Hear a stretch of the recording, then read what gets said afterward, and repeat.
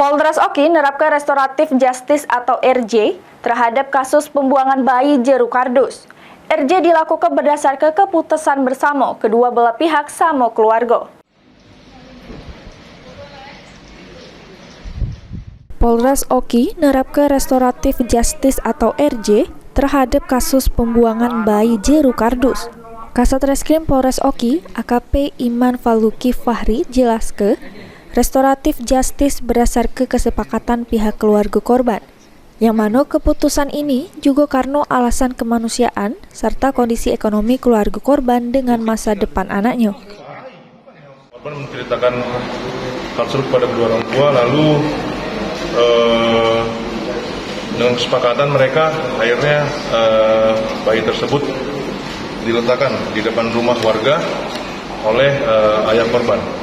Korban sudah kami ambil keterangan, alasan dia membuang bayi tersebut adalah karena memang dia merasa malu dan kemudian juga yang bersangkutan juga takut aibnya diketahui oleh orang banyak.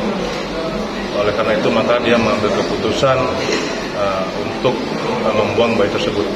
Atas keputusan bersama kedua belah pihak, keluarga juga mengambil suatu jalan tengah, yaitu dengan restoratif justice atau dengan keadilan.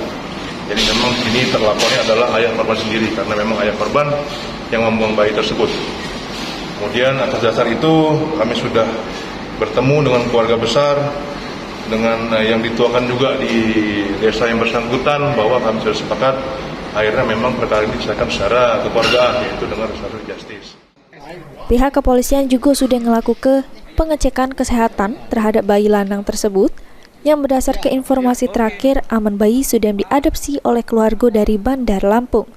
Sementara untuk kasus pemerkosaan yang dilakukan tersangka Tauhid sebagai abah biologis bayi tersebut tetap diproses secara hukum. Novan Wijaya, PAL TV.